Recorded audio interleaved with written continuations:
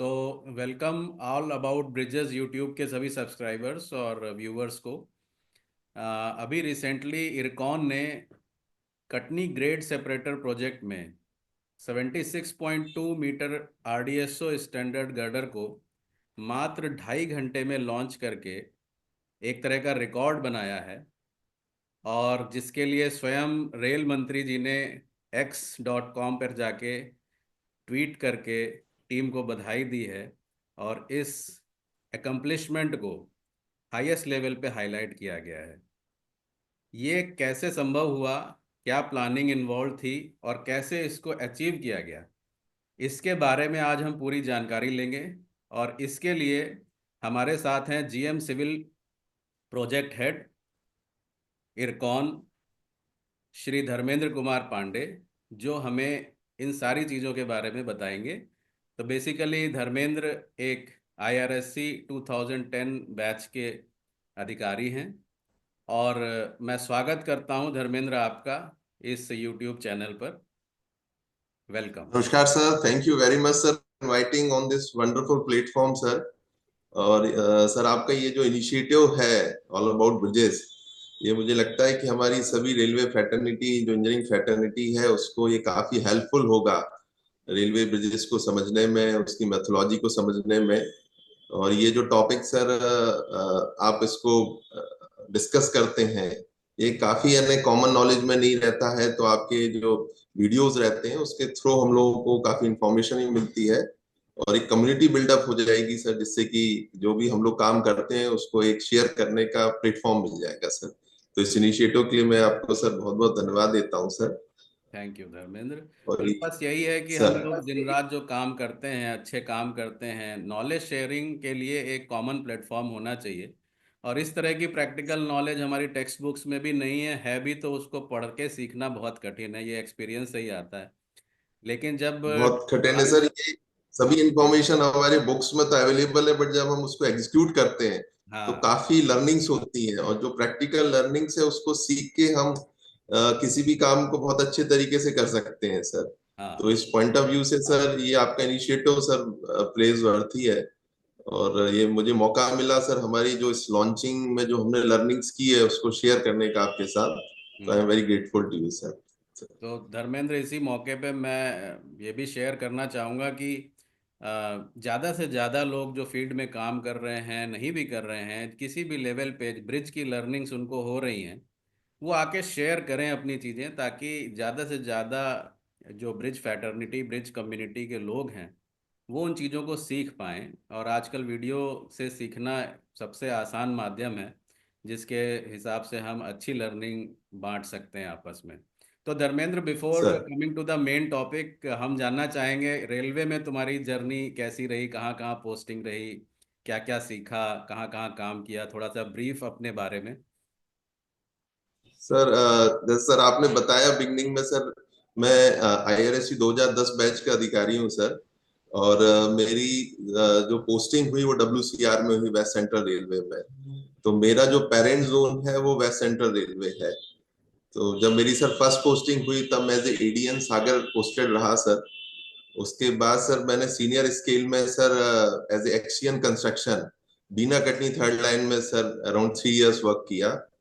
उसके बाद सर मैं पोस्टेड हुआ as XEN construction Bhopal sir. तो वहां मैं 2 years sir Ramganj Mandi Bhopal new rail line project था सर, तो I was in charge of that project. तो वहां पर ही मुझे कंस्ट्रक्शन के बारे में सीखने का काफी मौका मिला।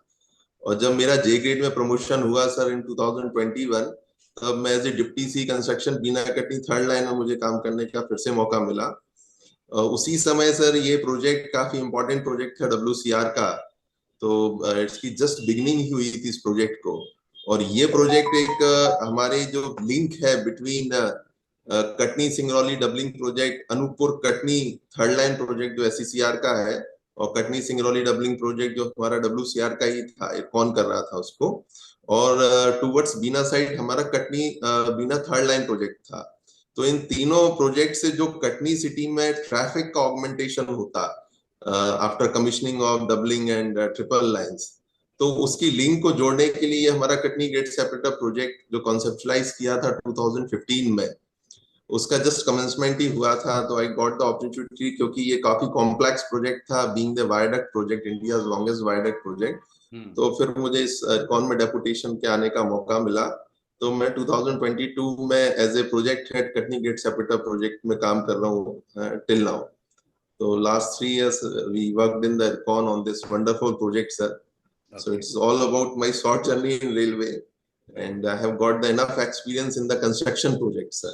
हाँ, बिल्कुल। बहुत अच्छा लगा सुन के कि you have got opportunity to work in such wonderful projects. So now coming back to our topic, so अब हम चाहेंगे धर्मेंद्र कि आप स्टेप बाय स्टेप थोड़ा सा हमें एक्सप्लेन करें कि how this was accomplished, what was the planning that underwent into such I mean precise execution of the all the launching operations. So over to you. Uh, Sir, I just before beginning on the launching preparations and the activities, I just would like to give a brief idea about the viewers of your YouTube channel about our project, sir. Okay. This project is Sir Katni Grade Separator project, and it is India's longest railway viaduct project. Indian Railway longest railway viaduct project है sir. ये project sir West Central Railway में एग्जीक्यूट हो रहा है in the Katni city. Katni is a very important junction of the West Central Railway, and Katni is also the interchange point of SECR and WCR, sir. जो हमारा कटनी में एक station है न्यू कटनी जंक्शन, उससे जस्ट अराउंड 1 किलोमीटर के बाद एससीसीआर की territory start हो जाती है. तो जितना भी एससीसीआर से फ्रेट ट्रैफिक आता है, it passes through the WCR and goes to the western part of the country. तो ये एक हमारा कटनी एरिया एक इंटरचेंज पॉइंट भी है डब्ल्यूसीआर और एससीसीआर का. और इस प्रोजेक्ट की इम्पोर्टेंस यहाँ पर सर इसलिए ज्यादा थी, जैसे आई डिस्कस की हमारी डबलिंग और ट्रिपलिंग के प्रोजेक्ट सिंगरौली एंड से और बिलासपुर एंड से चल रहे थे, और थर्ड लाइन हमारा कटनी बीना कटनी थर्ड लाइन प्रोजेक्ट भी चल रहा था फॉर द कैपेसिटी ऑगमेंटेशन. तो इस की जो लिंक थी, क्योंकि जो जितना भी सर ये ट्रैफिक आता वो पूरा का पूरा कटनी में जो यार्ड्स थे उनके थ्रू पास होना था सर. तो the momentum and the sir, speed of the traffic will significantly get reduced when the traffic passes through the yards, sir. So our downgrade separator take off from the new Majgaon Phatak and it ends to this towards the Singrauli end to the Katni KTKD station and towards the Bilaspur and Jhalwara station. Okay. So it is a complete viaduct, sir, in the downside. And similarly, on the upside, our grade separator take off from the Katangi Khurd station, and it goes towards crossing the NKJ yard, KMZ yard, and it landed at the new Majgaon yard. So it is also the complete viaduct, sir. So we have planned these two viaducts in and around the Katni cities and all the major yards, so that our traffic just take off from the farther end of the Katni city from Katni KTKD station and directly landed to the New Major Phatak station without entering into any yards of the Katni area. Okay, nice. Okay, so nice. There will be the direct movement from end to end, and there is no need to passes through the any yards of the Katni city. Right. So it gives this operational flexibility for the faster movement of the freight traffic and the other passenger trains also, which is not has the stoppage in Katni. Okay. So basically, this is the concept of this Katni grade separator, sir. All right. This is ROR 5, sir. This is on Katni South to KMZ Cord line, sir. Okay. And just besides that, there is a ROR 6 on Katni South to Katni. This is the main line, sir. So this is ROR 6. Thereafter ROR 7. So in sequence, there are the OWG girders and spans, sir, okay, which is the part of our whole long viaduct, sir. All right. So this is just the specific location of ROR 5. This is Katni, KMZ Katni South Cord line, and over there we have launched this ROR 5 of 76.20 meters. Okay. We have already launched this ROR 6, ROR 7, all RORs launching we have completed, sir. Achha. And this one we have done in the month of December, sir. Okay. ये sir हमारा जो ROR 5 था वो 76.20 metre RDSO standard span था sir. उसका just एक brief details मैंने अपने व्यूअर्स को देने के लिए एक RDSO ड्राइंग से एक्सट्रैक्ट किया है सर।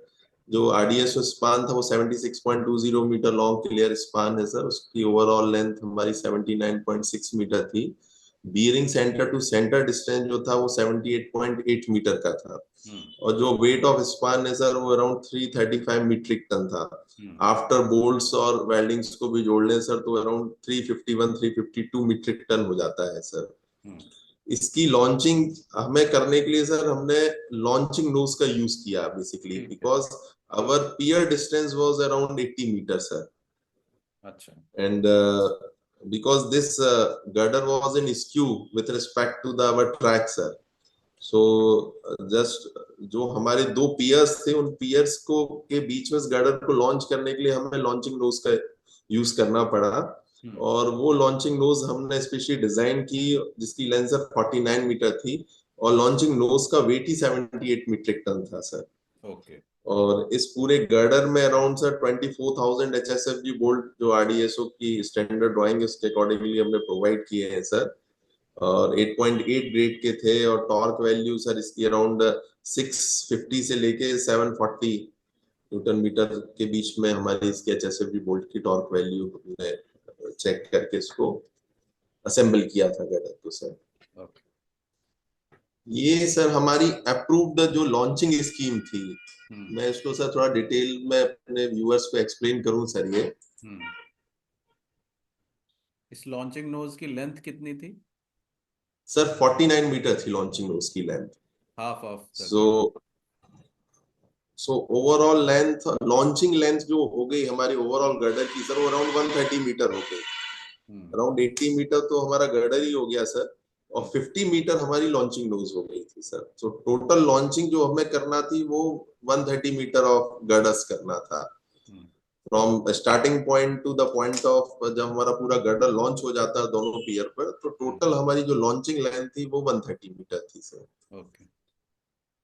इसमें सर हमारे जो नॉर्मल कन्वेंशनल लॉन्चिंग करते हैं उससे थोड़ा डिफिकल्टी हमारे प्रोजेक्ट में कुछ अलग थी। क्योंकि हमारा जो प्रोजेक्ट था सर वो पूरा का पूरा वायरडक्ट का प्रोजेक्ट है। तो नॉर्मली जो भी OWG होते हैं वो रिवर स्पान्स पे देते हैं या दोनों एम्बैंकमेंट किसी जब ट्रैक के दोनों साइड हो तो उसको ज्वाइन करने के लिए हम OWG देते हैं सर। अब हमारे यहाँ पर सर क्या था कि ये पूरा वायरडक्ट था एलिवेटेड स्ट्रक्चर था कंप्लीटली। तो we don't have the embankment on both the side of our OWG span. तो हमें असेंबल करने के लिए ही we have created a complete temporary platform sir. जो OWG को असेंबल करना था उसके लिए सर हमने कंप्लीट एक टेम्परेरी प्लेटफॉर्म लिया बनाया सर। तो उसको बनाने में हमें काफी डिफिकल्टी भी गई सर और स्पेशली डिजाइन भी की गई ट्रेसल सर। आप देखेंगे सर हमने पूरा का पूरा जो गर्डर असेंबल किया है ये ट्रेसल्स पर असेंबल किया रेदर ऑन द फॉर्मेशन। ये जो पूरी असेंबली हुई है ये टेम्परेरी ट्रेसल्स पे की है हमने। तो टेम्परेरी ट्रेसल्स को इरेक्ट करने के लिए हमें काफी ब्रैकेट कॉलम्स और ट्रेसल्स का इरेक्शन किया गया इसकी स्पेशली डिजाइन की गई थी। We have proof check this design from IIT Chennai. उसको असेंबली करने के बाद हमने ये ट्रेसल्स को प्रोवाइड किया उसके ऊपर सर हमने असेंबली बीम डाली। असेंबली बीम डालने के बाद हमने पहले ये गर्डर स्टेज 1 में पूरा का पूरा गर्डर असेंबल किया सर। ओके। और ये चूंकि it's a very heavy girder of around 350 metric ton तो इसकी फाउंडेशंस भी थी जो ट्रेसल्स की वो very specially design and M35 grade के कंक्रीट से प्रीकास्ट हमने किया। और SBC we have assured around 30 ton per square metre की हमने SBC इंश्योर की। अदरवाइज देयर इज चांसेस की assemblies are around 30 to 45 days तक असेंबली हुई गर्डर की। तो उस दौरान कोई सेटलमेंट ना हो फाउंडेशन में which is very important part sir of our whole working की कहीं भी सेटलमेंट नहीं होना चाहिए। अदरवाइज हमारी असेंबली वो परफेक्ट नहीं होती और काफी प्रॉब्लम होती। तो we have ensured that our each trestle safe bearing capacity should be more than 30 ton per square metre. तो उसको हमने जब इंश्योर किया, उसके बाद हमने सर पूरे ट्रेसल्स का इरेक्शन किया, ट्रेसल्स को ब्रेसिंग किया, so that there should not be any individual movement of the trestle during the launching. And in stage one, we have assembled this whole 76.20 meter girder on the trestles, sir. तो basically इस figure में बीच में हमारा running track है, उसके left hand side में हमने जो असेंबली बना के रखी है, हमारा गर्डर जिसको सर लॉन्च करना है plus launching nose, all assembled over the temporary arrangements. और exactly right sir. Hand side में वो बेड बना हुआ है जहां पर फाइनली इस गर्डर को लेकर जाना है। और एक्स्ट्रा सर लेंथ इसलिए रिक्वायर्ड है क्योंकि नोज की लेंथ के बराबर हमें आगे टेम्पररी अरेंजमेंट प्लेटफॉर्म चाहिए, ताकि हम पूरे ओपन वेब गर्डर को इस पियर तक, जिसका नाम LFT क्या है, ये 78। ये जो लॉन्चिंग होनी है सर, ये UA3 एंड UP78 पेयर पे होनी हाँ, है। UA3 and UA3 UP78। is UP78, UA3 is the abutment of viaduct, sir, हाँ। because we have the number of viaducts. So here is the another viaduct, and from here onwards is the another viaduct, sir, hmm. second viaduct. Hmm. So this is the end of the first viaduct, which is UA3, and from here onwards another viaduct is started. तो UA3 से UP78 के बीच में हमें ये girder को launch करना था sir. हाँ। एज यू सी कि सर इसका जो सेंटर टू सेंटर डिस्टेंस है सर सपोर्ट का, वो 80.07 मीटर है। हम्म।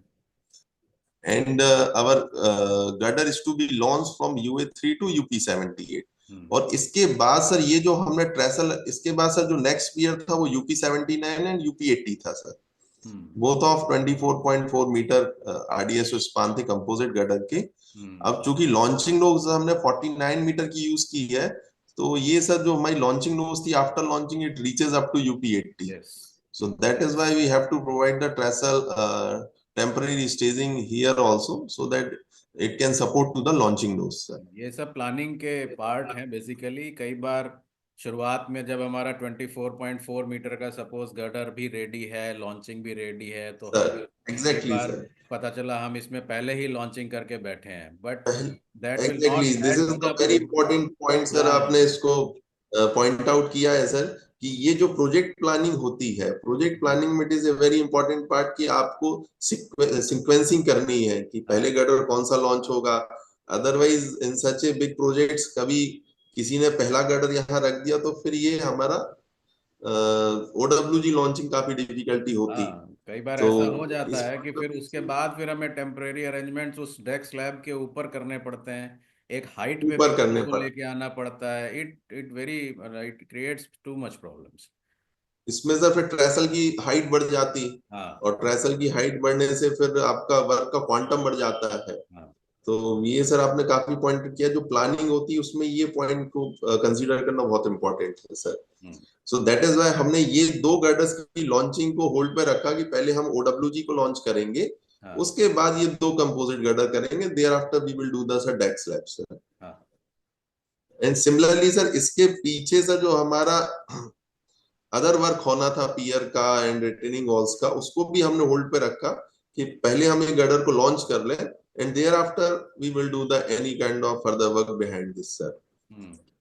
तो हमने जैसा पहले आपको बताया सर कि इसमें पहले हमने असेंबली कर लिया था पूरा OWG गर्डर का, उसके बाद सर हमने ये लॉन्चिंग नोज को सर असेंबल किया। हम्म। ओके। अब लॉन्चिंग, अब इसमें सर एक बहुत इंपॉर्टेंट पॉइंट भी होता है कि विंच की लोकेशन, चूंकि सर ये जो लॉन्चिंग हुई वो पुलिंग मेथड से हुई with the help of the winches sir. Hmm. तो इसमें आप में जो हमारी लॉन्चिंग स्कीम है उसमें आप देखेंगे सर, इस पॉइंट पर हमने सर दो विंचेस को हम्म। प्लेस किया था सर। अच्छा। और विंचेस का जो रिएक्शन फ्रेम था, that I provided on the sir this abutment, so okay. That की जो विंच रोप जाएगी, वो विंच रोप की जो सीव्स है वो सीव्स एंड पे लगेगी, और फिर अगेन रोप आएगी विंच पे, सो दैट की विंच का जो मूवमेंट होगा, hmm. Then this girder will move ahead hmm. Bit by bit sir. Right. So location of the winches is also very important sir in the launching scheme, कि yes. जहां से आपको जो pulling force required है वो भी मिले, plus आपकी रोप की लेंथ भी इंक्रीज ना हो। हम्म। इन समटाइम्स लोग अपोजिट साइड पर भी विंच लगा देते हैं सर, हम्म। बट मैंने ये देखा है सर कि हमें विंच वहां रखनी चाहिए जहां से हमारी गर्डर्स की जो प्रॉक्सिमिटी है वो काफी पास हो, प्लस विंच रोप की लेंथ हमें ज्यादा ना देना पड़े सर, क्योंकि जो विंच की ड्रम कैपेसिटी होती है सर वो अराउंड 300 मीटर की होती है सर। अब आप विंच को जितना दूर रखेंगे तो आपकी विंच रोप की लेंथ बढ़ेगी।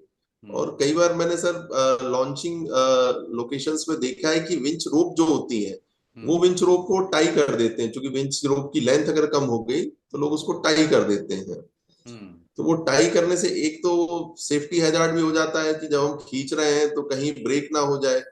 दूसरा, जब वो सीव्स पे कई बार ऑब्स्ट्रक्ट भी हो जाती है तो इस पॉइंट को ध्यान में रखते हुए सर हमें विंच की लोकेशन ध्यान रखना चाहिए सर कि हमें कहाँ पर प्लेस करना है उसको।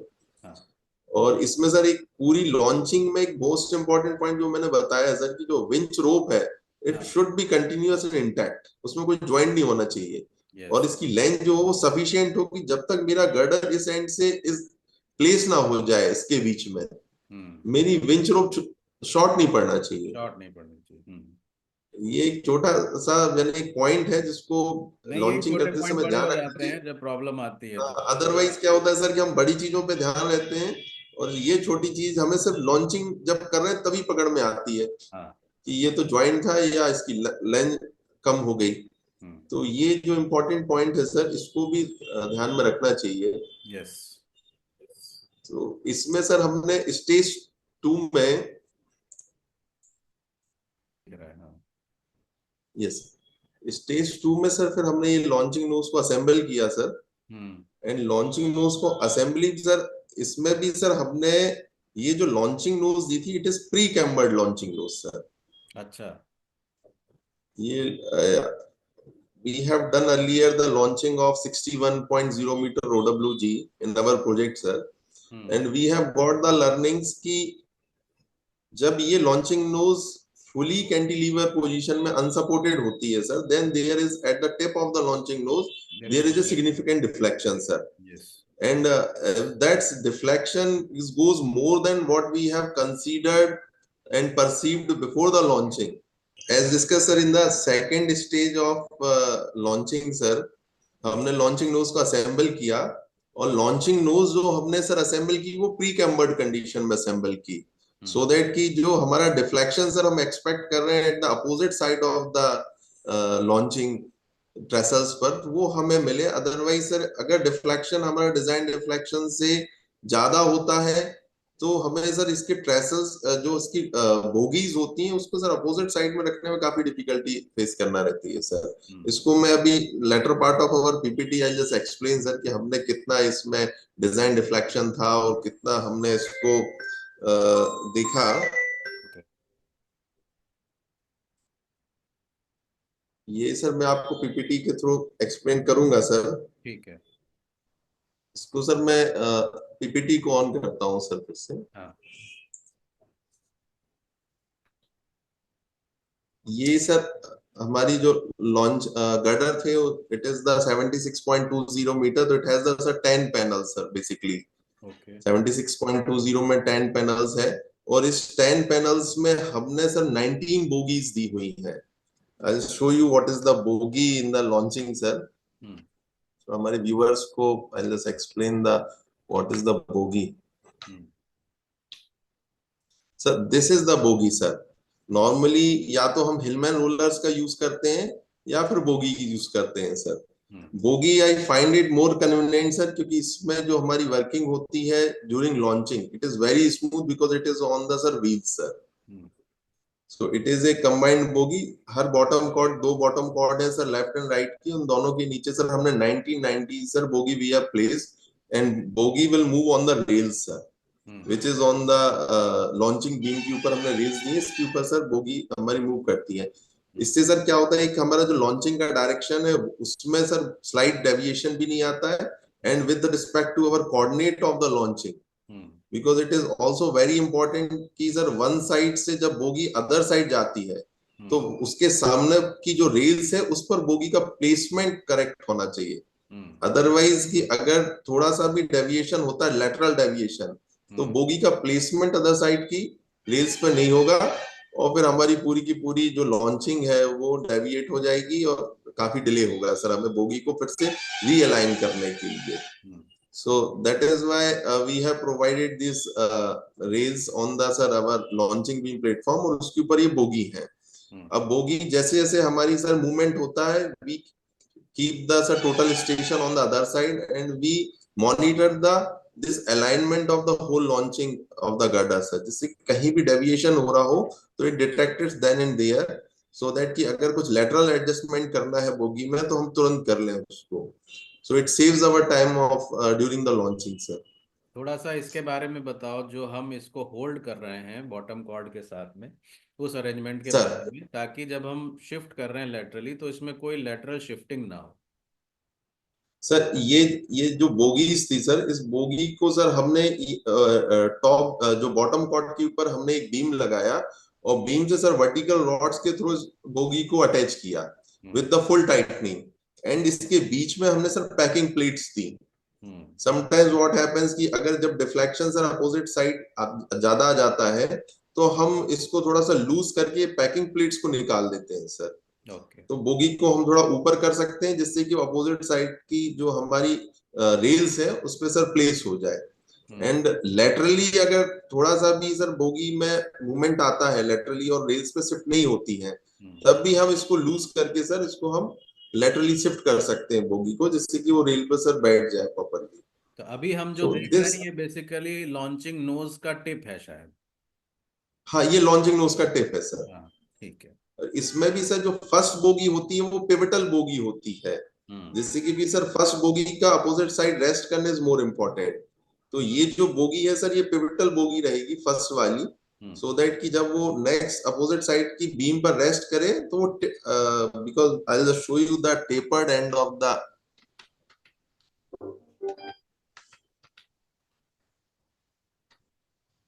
सर ये देखिए ये अपोजिट साइड की जो हमारी लॉन्चिंग नोज है उसका एंड जो होता है वो टेपर्ड रखते हैं हम, and this taper is exactly the expected deflection. जो हमारा एक्सपेक्टेड डिफ्लेक्शन है when the just launching nose is completely in the overhanging portion as the cantilever nose, तो उस cantilever nose में हमारा expected deflection 90 mm है, then we provide the sir around 100 mm this tapering, तो जब ये वहां so पे that कि पहुंचेगा तो एग्जैक्टली जो तो व्हील है पर रेस्ट करे सर, रेल पे चढ़ एग्जैक्टली के दोबारा माउंट करके ऊपर चढ़ जाएगा। दोबारा माउंट करके सर वो अलाइन हो जाए। अदरवाइज क्या होता है कि ये सर जो फर्स्ट बोगी है अगर ये रेस्ट नहीं करती है then the further movement is halted sir, फिर फर्दर मूवमेंट हो नहीं पाता है। तो the most important part in the whole launching is the placement of the first bogie on the opposite side of the rail sir. और इसके लिए ये जो टेपरिंग करना है हमें, it is has to be at least 1.5% 150% more than the expected deflection। अगर मेरा डिफ्लेक्शन सर 90 mm हमने एक्सपेक्ट किया है तो I had kept it around 150 mm, इससे कि कुछ भी इवेंचुअलिटी होती है सर तो उसमें हमारा ये प्लेस हो जाए प्रॉपरली। अदरवाइज सर जो अदर लॉन्चिंग्स में हमने फील किया था सर कि ये प्लेसमेंट में हमें डिफिकल्टी होती है, उसके कारण हमारा टाइम लॉस काफी होता था सर यहाँ पर। तो उस टाइम लॉस को हमने इस लॉन्च उस वक्त पे उसको उठाना और एडजस्ट करना, उठाना सर, हाँ, उठाना फिर उसको फिर से टाइट करना, so it takes around 30 minutes time sir. तो वो टाइम लॉस को हमने कम करने के लिए this time we ensured it कि इसमें पैकिंग प्लेट भी डालें हम, और इसकी जो टेपरिंग है it should be at least 150% more than the expected deflection sir. तो हमारा जो डिजाइन डिफ्लेक्शन था वो अराउंड 95 mm था सर, तो हमने इसको 150 mm टेपरिंग रखा, एंड बिफोर द लॉन्चिंग हमने सर लॉन्चिंग नोज का डिफ्लेक्शन भी चेक किया sir in the unsupported condition. वो भी मैं आपको शो करूंगा सर इसमें the latter part of presentation sir.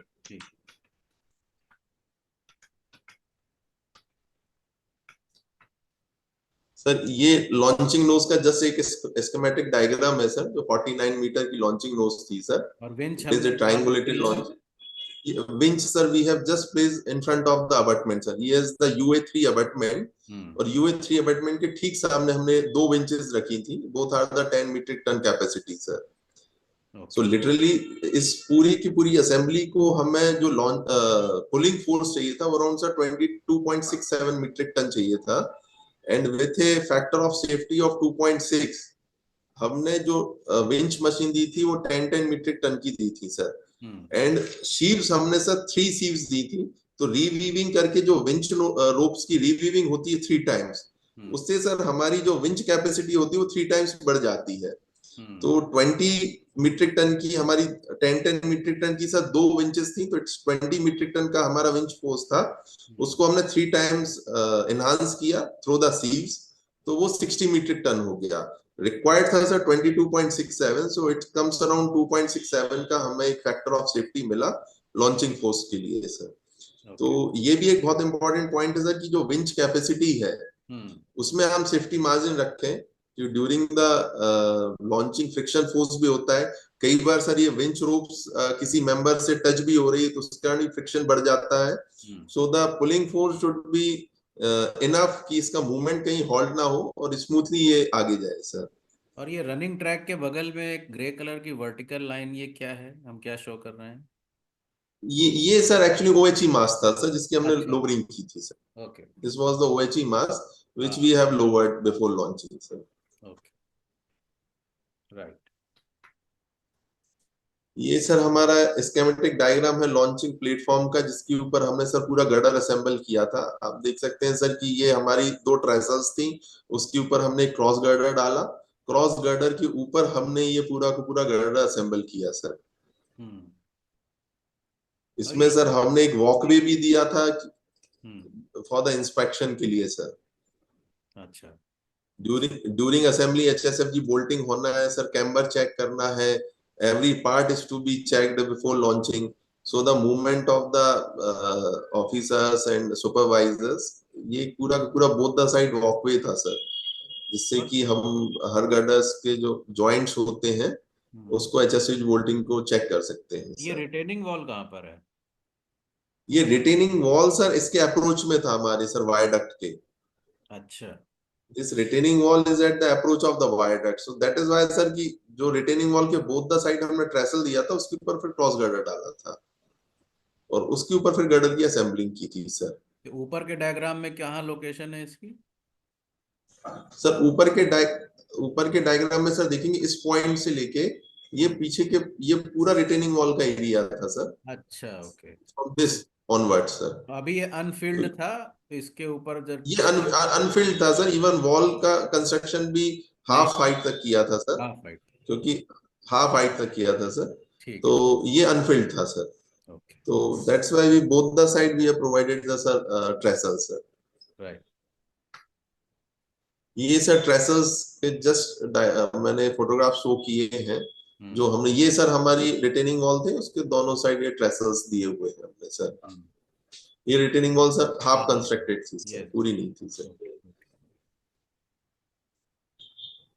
ये sir which show you the sir, ये ट्रेसल्स की हाइट भी सर एक 4 मीटर का ट्रेसल था, एक 2.5 मीटर का trestle, so it's around 6.5 metre height of the trestle sir. Hmm. उसके ऊपर ये लॉन्चिंग बीम रखी हुई है सर, इसके ऊपर हमने पूरा गर्डर असेंबल किया था सर।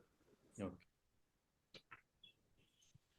ये सर एज डिस्कस अर्लियर की ट्रेसल्स के ऊपर क्रॉस बीम डाली, क्रॉस बीम के ऊपर ही हमने लॉन्चिंग बीम रखी थी sir hmm for the assembly of this our whole OWG girder sir. Hmm. This is all in the retaining wall portion sir, आप देखेंगे रिटेनिंग वॉल पोर्शन के ऊपर। This is also to be observed that planning of retaining wall construction should also coincide with the should planning of also launching. Exactly sir. ये sir earlier we discuss these are the bogie sir, जिसके ऊपर ये पूरे girders की assembly हुई है। हम्म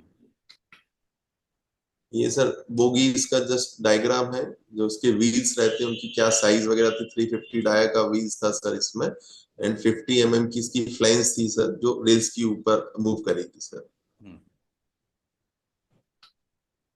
ये sir 2 winches थी सर।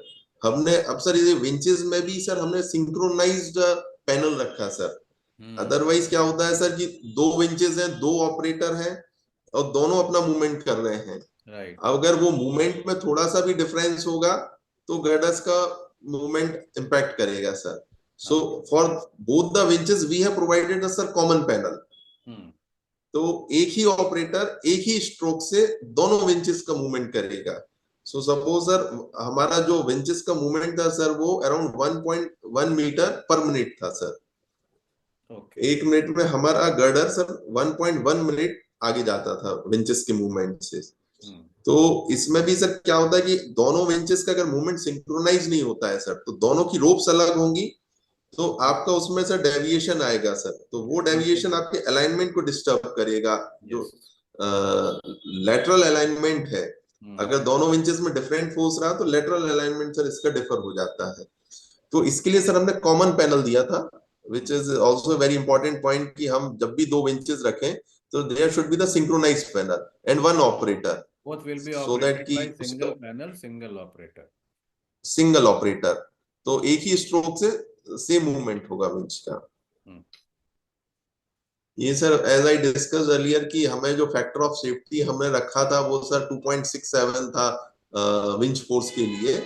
हमें 20.50 मीटर का रिक्वायर्ड पोल था और हमने 60 मीट्रिक टन का विंच फोर्स को डिजाइन किया था, so that we have the factor of safety of 2.67। Winch capacity 10 metric ton की दो विंच कैपेसिटी थी सर। ओके। तो ये विंच का हमारा अरेंजमेंट है। ये अबैटमेंट पे हमने रिएक्शन फ्रेम लगाया था, उसके ऊपर सीव्स थी, और फिर ये हमारा विंच का मूवमेंट था सर। ये आप देखेंगे सर, ये छोटा सा वीडियो है कि विंच रोप और विंच रोप गर्डर्स के नीचे से जा रही है sir. Hmm.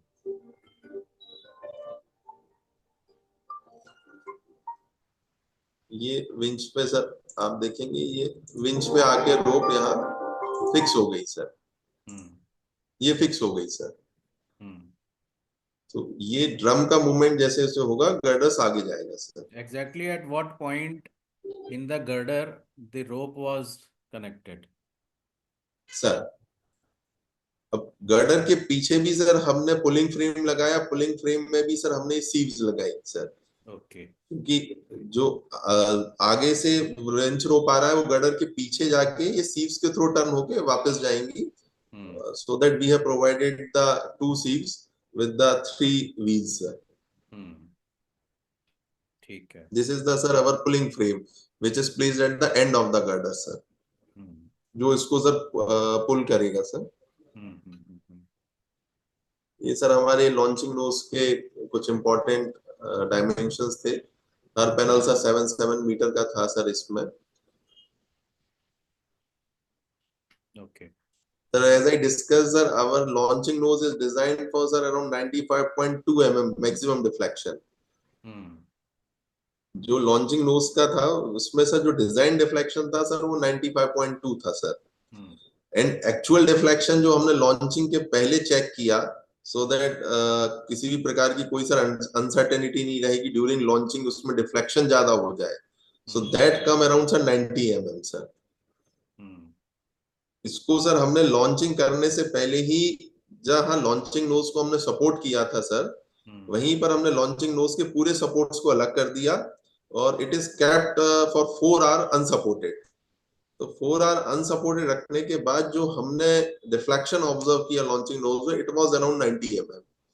So our assumptions and the design calculation we proved correct that the deflection shall not be more than sir 90 mm, which is well below to the design deflection of 95.2 mm, whereas sir as per the sir codal guidelines 150 mm was the permissible deflection sir। हम्म। तो ये जो हमने 150 लेके चले, तो ये किस तरह से इंट्रोड्यूस किया हमने नोज में? सर ये 150 mm was the permissible deflection but the design deflection was 95.2 mm sir। ठीक है। तो इसको sir in next slide I show you. Hmm. This is the sir pre cambered नोजिंग। Okay. यहाँ यहाँ हमने सर 0.12 डिग्री का कैम्बर दिया था सर। आप देखेंगे सर यहाँ जो लॉन्चिंग नोज की टिप है, यहाँ 213 mm की हमने पैकिंग प्लेट लगाई, हम्म।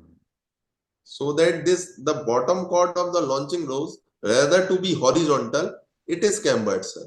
जस्ट लाइक जैसे हम अपना ओपन वेब गर्डर में ट्रायल असेंबली के दौरान नीचे जैक्स लगाते हैं और पैनल सर पॉइंट्स को उन लोकेशंस पे रखते हैं जिस हिसाब से कैम्बर्ड लेंथ और नॉमिनल लेंथ का अरेंजमेंट किया गया है, ठीक उसी तरह से सर। लॉन्चिंग नोज में भी हमें डिसाइड करना पड़ेगा, ड्राइंग डिज़ाइन करना पड़ेगा कि हमारी कैम्बर्ड लेंथ क्या है, मीनिंग देयर बाई कि कुछ मेंबर्स हमारे नॉमिनल लेंथ से छोटे बनेंगे, कुछ बड़े सर बनेंगे। जब इनकी असेंबली होगी और इनकी फोर्स फिटिंग बेसिकली एक जॉइंट पे की जाएगी, then it will automatically come into that shape कि इतना हमें डिफ्लेक्शन, दैट इतना शेप इन सर, कैम्बर हमें चाहिए वो अचीव हो जाए। This is the important. Achieve हो जाए। और it is a very important point sir, launching nose में हमेशा हमें कैम्बर देना चाहिए। हम्म। क्योंकि कई बार क्या होता है सर कि इस बोल्ट्स की अगर टाइटिंग कहीं लूज रह जाते हैं, मल्टीपल लॉन्चिंग नोज यूज हो रही, suppose sir launching 3 to 4 girders की है, सेम लॉन्चिंग नोज का यूज हो रहा है, तो होल्स की फ्लेयरिंग भी हो जाती है। और normally sir STS bolt use करते हैं लॉन्चिंग नोज में, रेदर एचएसएफजी बोल्ट। तो वो एसटीएस बोल्ट की टॉर्किंग टाइटनिंग अगर कहीं लूज है या होल फ्लेयरिंग यूज हो गई है, तो हम्म। फिर जब लॉन्चिंग पूरी कैंटिलीवर पोजीशन में होती है नोज, तो उसमें डिफ्लेक्शन काफी ज्यादा आ जाता है सर। हम्म। तो इन इश्यूज को इनकाउंटर करने के लिए एक तो हमने सर कैम्बर दिया पहले, और दिस लॉन्चिंग में हमने सर एसटीएस बोल्ट की जगह एचएसएफजी बोल्टिंग करी पूरी लॉन्चिंग नोज में सर, प्लस एक सो ट्रायल दैट कि असेंबली काइंड ऑफ रिहर्सल भी जरूरी है कि जब हमने सब कुछ सर। असेंबल कर लिया तो एक ट्रायल असेंबली जिस तरह से हम लोग करके देखते हैं कि whether we have achieved the sir required camber और not, that rehearsal is also required. जैसे सर हम ट्रायल असेंबली गर्डर की अनसपोर्टेड कैम्बर देखते हैं सर, हाँ। जैक्स पे, एंड जैक्स पे रख के। सिमिलरली हमने सर लॉन्चिंग नोज में भी अनसपोर्टेड कर दिया, सिर्फ एंड रैकर के साथ जो कनेक्शन था, इसका जो डिजाइन कनेक्शन है, जो हमें एक्चुअल लॉन्चिंग में भी वही फोर्स लेगा, सेम कंडीशन में हमने इसको भी देखा सर। तो उसमें फिर हमारा 90 mm आया था सर। ओके। ये इसमें देखिए सर, ये मैंने बताया, ये हमारी लॉन्चिंग नोज को हमने पूरा अनसपोर्टेड कर दिया sir, hmm. And we kept it 4 hour unsupported hmm. In the our stage 2। Launching के पहले हमने जो ट्रेसल्स के नीचे हमने सपोर्ट लगाया था सर, हम्म। लॉन्चिंग नोज और ट्रेसल के बीच में हमने जब असेंबली कर रहे थे तो सपोर्ट लगाया था, उस सपोर्ट को हमने निकाल दिया sir, and hmm. We kept it launching nose it for 4 hours। जिससे कि हमने देखा कि इसका जो डिफ्लेक्शन है सर, वो 95 mm से ज्यादा नहीं होना चाहिए डिजाइन डिफ्लेक्शन से, वो हमारा 90 mm आया। So it gives us the boost to our confidence कि अब इसमें बोल्टिंग भी पूरी कंप्लीट है सर, एचएसएफजी बोल्ट की टॉर्किंग की है हमने, तो इसके कारण भी जो हमारा डिजाइन डिफ्लेक्शन है उतना ही आ रहा है सर, और कहीं भी कोई होल्स की फ्लेयरिंग नहीं है, and during our launching no issue will come sir. Yes.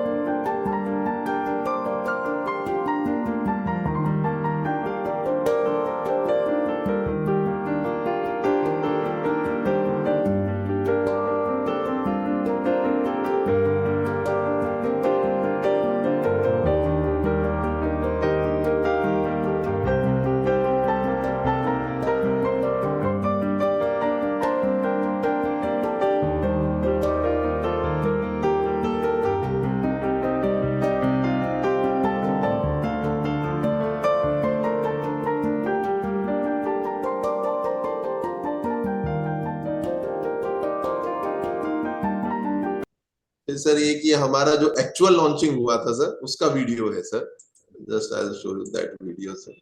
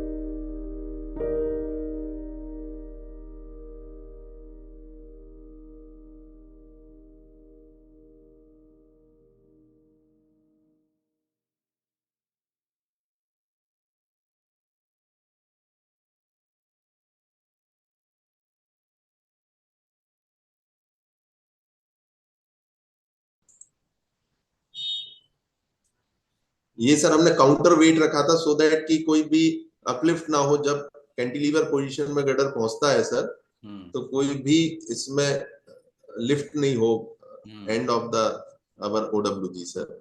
Hmm this is sir whole location of the trestle sir, ये पूरी ट्रेसल की लोकेशन है सर। विंचेस ये रखे हुए हैं सर एंड पे, 2 विंचेस सर। हम्म ये opposite side of the launching assembly है सर। हम्म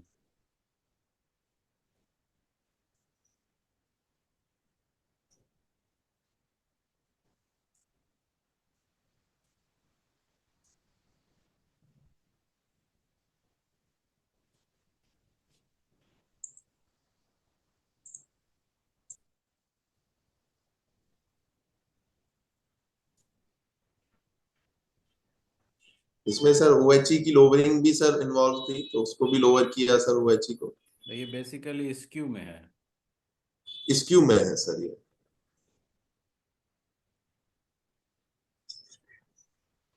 अच्छा, इसके बाद ना थोड़ा सा एक वो दिखाना मेरे को जहाँ पे सर कनेक्शन कनेक्शन जो किया है एंड क्रॉस गर्डर पे, वो थोड़ा सा सर कनेक्शन अगर वो देखने को मिले, हाउ इट वाज वो कनेक्टेड। ज्वाइंट सर पर्टिकुलरली जो एंड रैकर के साथ ज्वाइंट किया एंड था रेकर सर। और लॉन्चिंग नोज का जो जॉइंट है।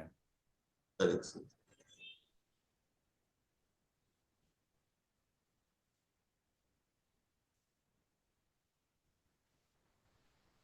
Very smoothly it is going. इसमें सर ये बहुत स्मूथली हुआ सर, और अराउंड 1.1 मीटर से 1.2 मीटर के बीच में सर पर मिनट हमारा ये मूवमेंट हुआ सर।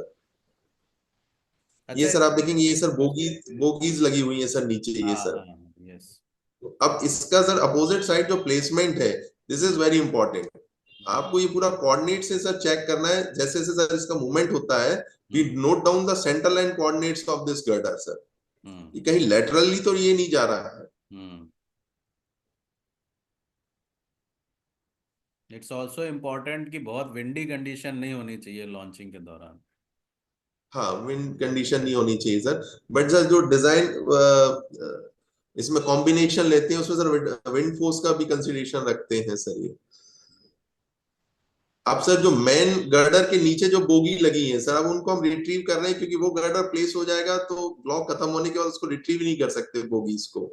हम्म तो उसमें सर जैसे ये सर बोगीज जो मेन गर्डर के नीचे हैं, वो एक एक करके निकालते जाना है। लॉन्चिंग नोज की बोगीज तो रहेंगी, ये मेन गर्डर की जैसे जैसे सर इससे लीव कर रहे हैं, हम बोगीज को रिमूव करते जा रहे हैं। कि इसके पैनल पॉइंट तो ट्रैक के ऊपर हवा में आ जाएंगे, फिर उसको रिट्रीव करके। हवा में आ जाएंगे सर, तो वो बोगीज हमें रिक्वायर्ड सर ये लॉन्चिंग नोज की बोगी है, बाकी तो फिर जब प्लेस हो जाएगा तो बीच की हम्म बोगी हमें निकालना ही है सर।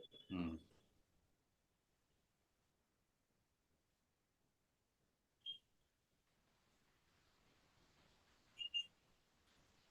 सर ये हमने ब्रेसिंग्स भी दी हुई हैं सर, वर्टिकल्स और हाँ, डायगोनल्स के बीच में, ये क्योंकि मैं कोई डिस्टॉर्शन ना आए ड्यूरिंग द लॉन्चिंग ये सर। मैं जीएडी में देख रहा था कि I was going to sir ask. Hmm sir so every alternate vertical sir hmm हमने उसको दिया हुआ है सर। ये हमारे जो वाइडर की सीरीज में ओडब्ल्यूजी गर्डर्स हैं sir, ROR 5, ROR 6 and ROR 7 sir, अच्छा अच्छा अच्छा। On the whole this chord line area sir. Hmm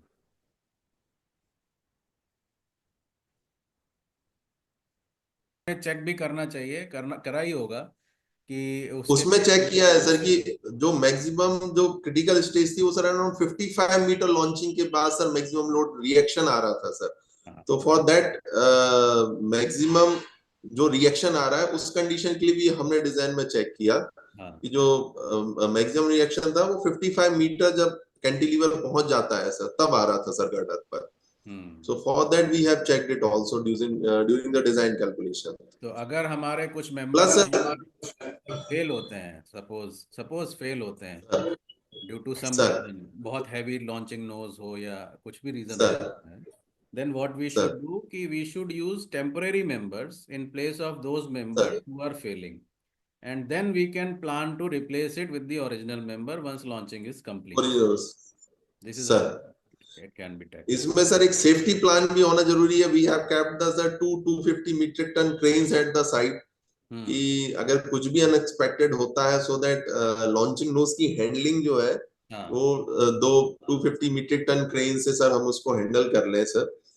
तो ओके, एक ये टेक अवे भी है कि सर हमें एक प्लान बी भी रखना पड़ता है कि सेफ्टी क्रेन्स जो है वो पोजीशन पे रहे, प्लस उसकी सर जो बूम लेंथ है उसकी भी सर हमें कैलकुलेशन पहले देखना है कि जो लिफ्टिंग कैपेसिटी है, हम क्रेन तो रख लेते हैं बट कई बार ये इग्नोर हो जाता है कि वो किस पोजीशन पे रहेगी, और उसकी बूम से उसकी जो लिफ्टिंग कैपेसिटी है वो जो रिक्वायर्ड लिफ्टिंग है उसके अकॉर्डिंगली रहना चाहिए सर।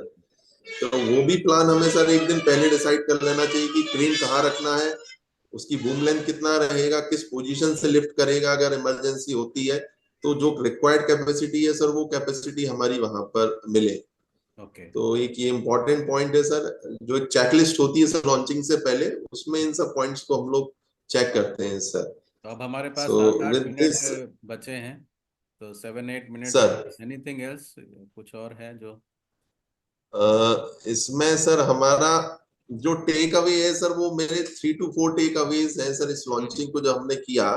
राइट। एक सर कि हम लॉन्चिंग नोज की जो लेंथ डिसाइड करते हैं sir, as far as possible sir वो लेंथ ऐसे डिसाइड होना चाहिए कि जो एंड रैकर और लॉन्चिंग नोज का मेन जॉइंट है जिसपे अल्टीमेटली फुल लोड आना है ड्यूरिंग द कैंटिलीवर पोजीशन, वो सपोर्टेड रहे।